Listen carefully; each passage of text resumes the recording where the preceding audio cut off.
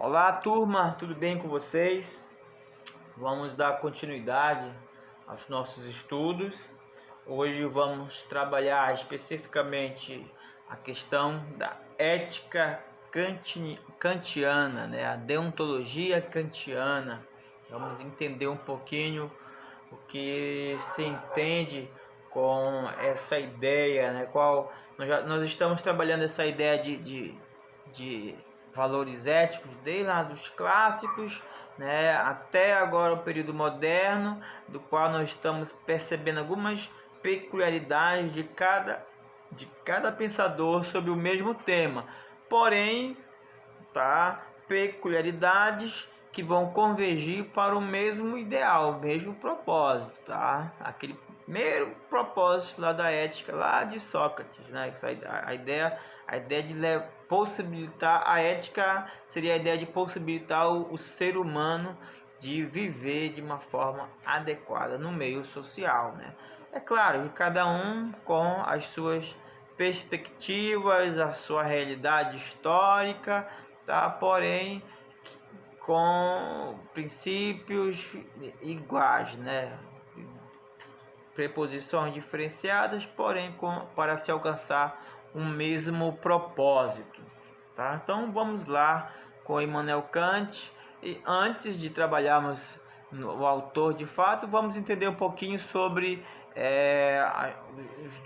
as duas correntes iluministas, tá? A francesa e a alemã. Por quê? Porque são grandes expoentes para a humanidade, são conhecimentos que devem ser entendidos e valorizados, tá? Por exemplo, o iluminismo francês, que tem suas características básicas, né? Essa questão da liberdade individual e da questão econômica, tá? Então, o iluminismo francês está muito na esfera da valorização do ser humano como tal, tá? A ideia de liberdade individual, né? Isso é uma das máximas francesas, contra um monopólio ditador, monárquico ditador. Por isso está ali a questão da liberdade individual e a questão econômica. Já começa aquela ideia da meritocracia, tá? Como os franceses.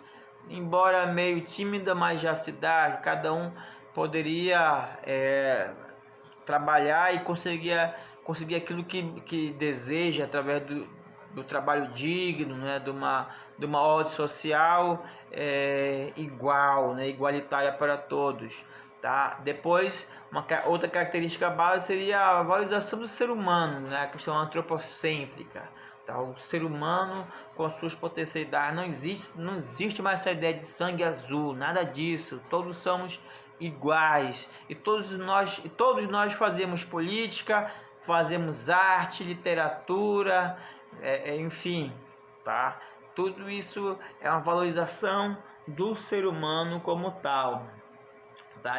A liberdade do pensamento, essa concepção de um novo mundo, não mais dentro da esfera de um rei, uma fé, uma lei, mas de uma ideia de igualdade entre todos, além das características básicas do movimento iluminista, que é a valorização da ciência e da razão.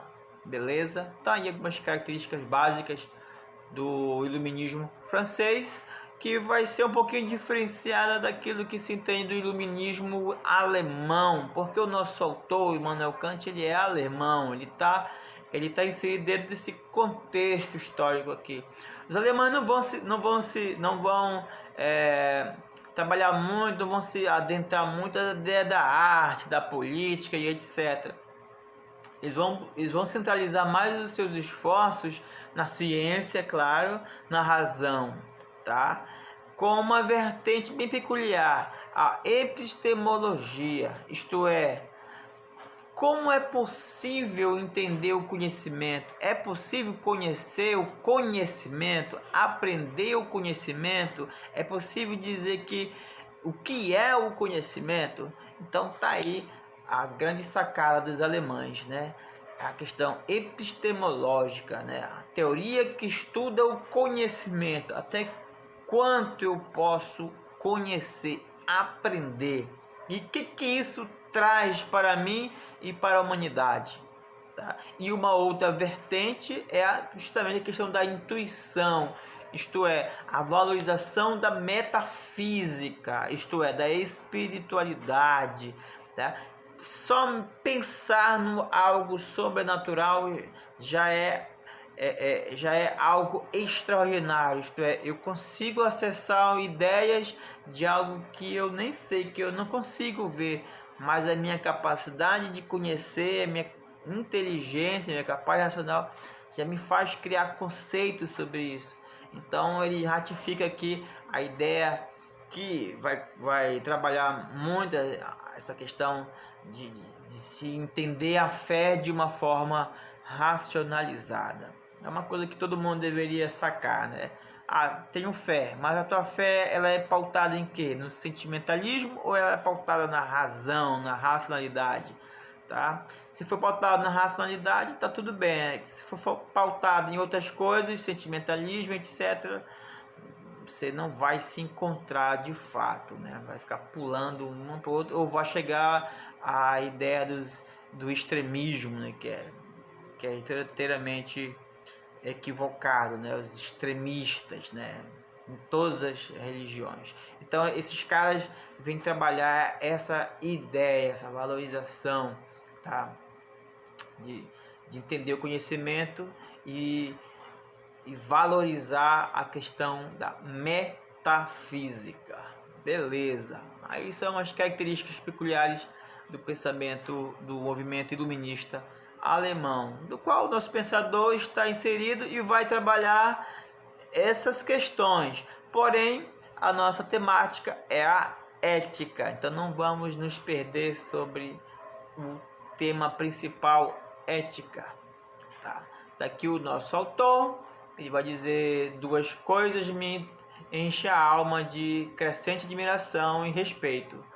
Quanto mais intensa e frequentemente o pensamento delas se ocupa, o céu estrelado sobre mim e a lei moral dentro de mim. Quer dizer, olha a visão do homem, dizer que olha, quanto nós podemos aprender sobre aquilo que está oculto do universo, tá? Quanto nós podemos acessar pelas capacidades do conhecimento, da moralidade, de uma conduta de fato regrada pela sabedoria, pelo conhecimento e por valores, tá? Valores esses que ele vai chamar de deontológicos. Aqui já a gente começa a questão. Vamos lá, ele diz que a ética é algo deontológico. O que seria deontologia? Seria a ciência da moral, tá? Só que para ele é o seguinte, é assim, ó, considera-se que a ética kantiana é deontológica porque defende que o valor moral de uma ação reside em si mesma e não nas suas consequências, que seria a intenção. É bem simples, galera. Parece meio estranho, mas é bem simples. Para algum de nós entender o que é moral e o que é correto é somente quando o ato é praticado, né? É aquela ideia do... Vamos dar um exemplo, aquela ideia do pecado. O que é o pecado? O pecado é só pensar ou o pecado é a ação, né? Então a gente converge essa ideia para moral. Ser um ser humano moral é só eu pensar em ser moral ou eu devo praticar a moralidade? Tá? Aí respondendo a primeira pergunta, a primeira questão sobre o pecado, diz assim, o pecado, muitos vão dizer, o pecado ele se concretiza no ato. Só pensar não é pecado, mas já é o princípio, já é o início de um processo que vai dar errado, né? De um erro. Tá? Então só o pensar e o agir um vai puxar o outro, né? O pensar vai te impulsionar ao erro. A moral de Kant segue a mesma linha, diz assim, eu penso em ser bom, tá? E posteriormente isso vai me levar a um ato bom. Então, ser moral, ser uma pessoa moral, ser uma pessoa ética, não é só a pessoa que pratica um ato ético. Eu posso dizer que o professor é um ser ético porque ele pensa coisas boas. Por exemplo, eu penso em coisas boas, então eu já sou um ser ético. Tá? A prática do ato é uma consequência, tá? Está na intenção. Então, por isso que Kant vai ser um marco isso, tá? Quer dizer, o cara pode ser ético só em pensar coisas boas, né? Só pela intenção, só pelo pensamento, tá? Depois, posteriormente, possa ser que ele pratique a coisa ética, né? O ato em si, tá? Mas uma coisa puxa a outra aqui, né? Eu pensar em coisas boas vai me levar a praticar atos bons. Eu pensar em coisas não boas vai me levar a atos não bons, né? Uma coisa puxa a outra, uma linha aqui, tá? Aquele cabo de guerra, tá bom? Então, é isso que Kant está dizendo aqui, né? Ele diz que a ética ela é deontológica. Essa lei moral não é só para na prática, não é só para a prática. A lei moral é para aqueles que pensam moralmente, tá? Não sei se eu consegui fazer vocês entenderem essa ideia de Kant, mas mais para frente nós vamos trabalhar, porque ele vai criar dois conceitos para essa ideia de questão da intuição e a questão da prática. Vamos lá, diz assim, olha um exemplo aqui para dizer aqui para vocês. Então, assim, quando é que a intenção tem valor moral ou é boa? Quando é que a intenção do valor moral ou é boa? Vamos lá, diz assim, quando o propósito do agente é cumprir o dever pelo dever. Olha aí, ó. Eu penso em ser bom. Por que eu penso em ser bom? Porque é o meu dever. É o meu dever ser honesto. Vamos dizer assim. Então, eu já tenho o princípio da honestidade. Então, o ato ético, ele começa aqui já, tá? Que posteriormente eu vá fazer atos de honestidade. Porém, o ato ético já começa aqui, olha, de eu pensar, já ter o propósito da honestidade já enraizado nos meus sentidos, na minha capacidade racional. Então já começa aqui. Aí segue lá o exemplo, olha só. O cumprimento do dever é o único motivo em que a ação se baseia. Por exemplo, não roubar porque esse ato é errado. E não porque posso ser castigado. Olha só. Existe diferença aqui? Existe. Tá? Eu não roubo porque é errado. Então, quer dizer, eu já estou cumprindo uma lei moral, uma lei ética. Beleza? Eu não roubo porque eu vejo que o roubo é um ato errado, não é um valor. Tá? Então, eu não faço. Mas existe gente que diz o seguinte, eu não roubo porque eu tenho medo de ser preso, ser castigado.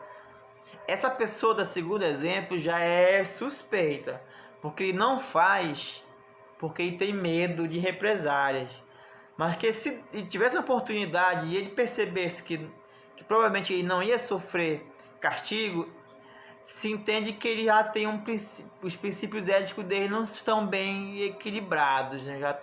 Já são meio duvidosos. Deu para entender a situação?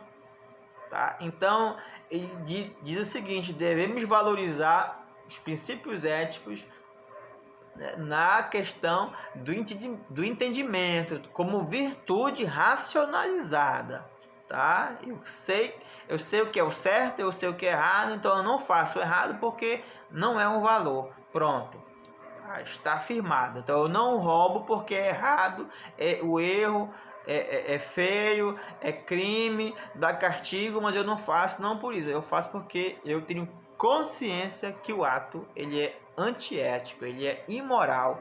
Então eu cumpro o dever pelo dever. Devo ser o quê? Devo ser honesto, tá? pela minha capacidade racional. Não devo somente ser honesto quando me convém, tá? Não devo ser honesto quando, vamos dizer assim, for conveniente para mim, tá? Se for assim, você não é uma pessoa ética. Você tem uma índole duvidosa, tá? Deu para entender aqui? Aí ele vai criar dois conceitos para nós trabalharmos aqui. Viu como é bem simples, é meio tem muita coisa assim, muita coisa para ler, mas a intenção ela é bem simples. Aí eu vou dar outro exemplo aqui para vocês. Olha aqui, ó, sobre a ideia da intenção de entender o dever ou de fazer as coisas por motivação externa, vamos dizer assim, né? Castigo e tal. Olha só. Dois comerciantes praticam preços justos e não enganam os clientes. Olha só. Então a agir bem, estão a agir bem, tá? Estão a agir bem? Estão a cumprir o seu dever? Aparentemente sim. Olha só, dois comerciantes praticam preços justos e não enganam os clientes. Estão a agir bem, tá? Estão cumprindo seu dever? Aparentemente sim. Concorda comigo? Mas vamos lá, vamos supor aqui uma questão. Suponhamos que um deles, o João, tá? Um nome fictício, tá? Não aumenta os preços apenas porque tem receio de perder os clientes, tá? O seu motivo é egoísta. Olha só, o seu João não aumenta os preços porque tem medo da concorrência, de perder os clientes. Então, olha só, o ato em si de não aumentar o preço tá ok, porém a motivação dele tá errada, tá? A motivação dele tá errada, é que nem a ideia do roubo, né? Eu não devo aumentar porque não é justo cobrar mais da que deveria ser cobrado. Claro, tem uma margem de lucro para o comerciante, ele vive de lucro, tá? Mas não posso cobrar mais, não posso ser tão injusto. Olha só a motivação do cara, do seu João, ele não aumenta porque ele tem medo da concorrência. O ato em si está correto, mas a intenção, tá, o valor moral intrínseco está errado, tá? Porque se ele visse que ele poderia aumentar e não perder cliente, ele aumentaria. Então a índole dele é meio duvidosa. Vamos continuar. É o receio de perder os clientes que o impede de praticar preços injustos. A ação é conforme ao dever, mas não é feita por dever. É isso que eu estou dizendo. A ação ela está conforme o dever de não aumentar, né?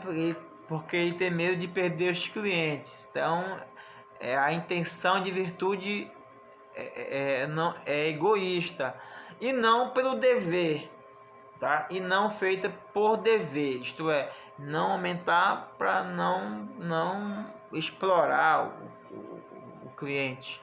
Entenderam a diferença aqui?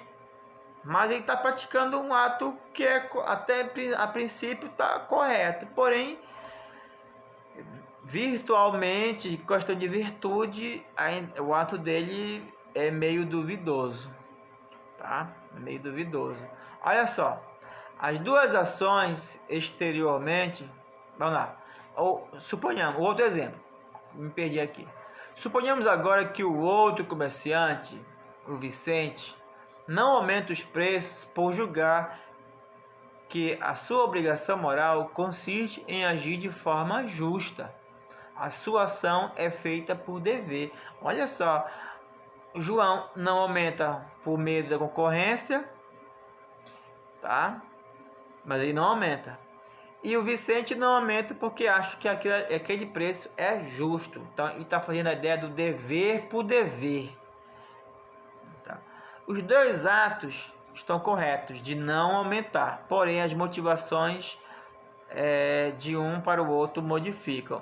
Um pode ser considerado de índole duvidosa, no caso seu João, e o Vicente de índole índole boa, de boa índole. Entenderam? tá?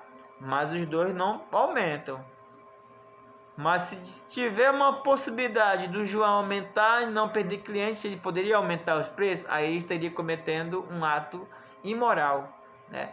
A sociedade às vezes age assim. Tem aquele ditado, ladrão que rouba ladrão tem senso de perdão. Isso não existe para Kant.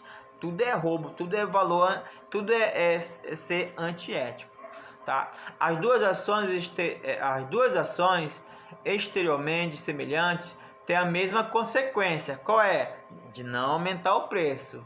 Nenhum deles perde os clientes, mas não tem o mesmo valor moral. Não tem o mesmo valor moral. De João para Vicente não tem o mesmo valor moral. Um é motivado por ação do egoísmo, não é uma ação, é uma ação de dever, de obrigação, senão ele perde clientes, e o outro é motivado pelo dever, o dever pelo dever, o ato moral, pela coisa correta, pela coisa justa, tá bom? Porém, os dois não aumentam os preços, tá? Não sei se deu para vocês entenderem aqui a questão.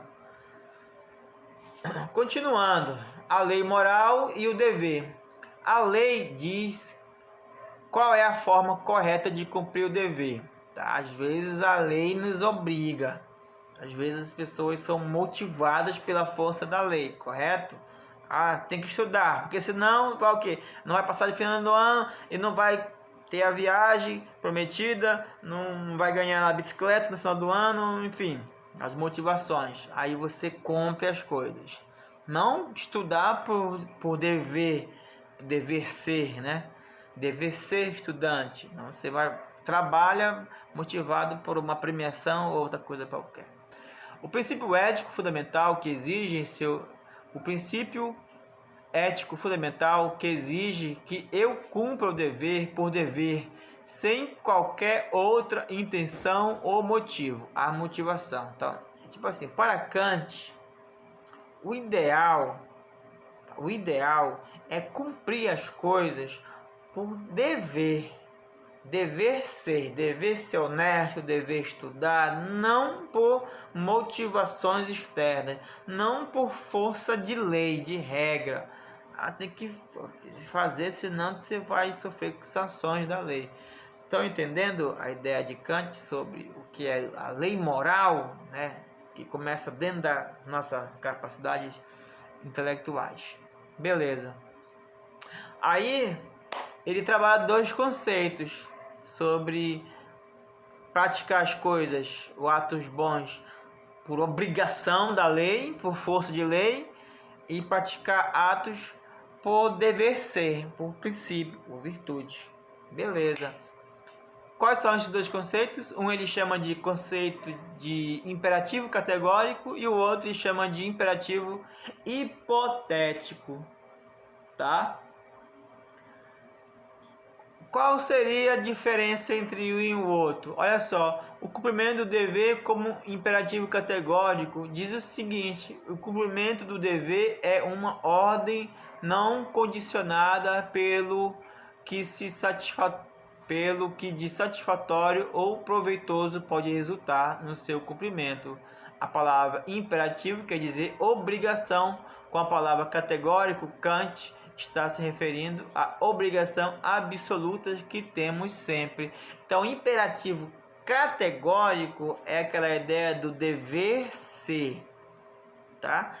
Não por imposição, mas por virtude, tá? Então, quando eu falar imperativo categórico, é a ideia de eu devo ser honesto porque é um valor, eu devo ser bom porque é um valor, eu não aumento o preço porque é um dever moral, de não aumentar, não explorar. Então é por princípios, tá? Por princípios, por valorização dos princípios, tá? E o imperativo hipotético é o contrário do categórico. Tipo assim, eu cumpro o ato por dever, por ordem condicionada, tá? Por uma obrigação, por uma força. Diz assim, olha, o cumprimento do dever é uma ordem condicionada pelo que de satisfatório ou proveitoso pode resultar do seu cumprimento. O que isso quer dizer? Tipo assim, alunos, vocês só estudam porque vai receber uma premiação lá na frente. Tá aí a motivação de vocês de estudarem. Não é por virtude, mas por ganhar um prêmio, vamos dizer assim. Ou, por exemplo, você estuda porque senão a lei aqui em casa é estudar. Se não estudar, apanha. É igual a lei da chibatada. Então eu cumpro, porque se não quer apanhar, não quer sentir dor, então eu estudo. Estão entendendo? Mas o cara age. Só que a questão aqui é que as pessoas agem moralmente. Só que a motivação é diferente do categórico. Qual é a motivação do categórico? Princípios. Valorização dos princípios. E qual é a motivação do imperativo hipotético? É a força da lei, é uma motivação externa. Ou eu vou ser presenteado, ou eu tenho que obedecer, porque senão eu posso sofrer um castigo, uma sanção da lei, etc. Deu para entender, galera? E se eu perguntasse para você, qual dos dois é o correto? O categórico ou o hipotético? O que vocês me diriam? 1 minuto para vocês. 1 segundo. Passou. Eu digo para vocês, os dois atos estão corretos, se forem praticados. Porém, a diferença é nas motivações. Tá? Kant, isso aqui é um marco, galera, para a sociedade contemporânea nos dias de hoje. Tá? Entendendo que algumas pessoas valorizam mais as questões das virtudes, e entender que algumas pessoas só fazem motivadas por algo. Kant trabalha esse aspecto, entende esse aspecto e cria essa lei. E a sociedade hoje universal, muitas pessoas são inseridas em algum contexto desse, ou agem de forma categórica ou agem de forma hipotética. Qual vocês se encaixam aí?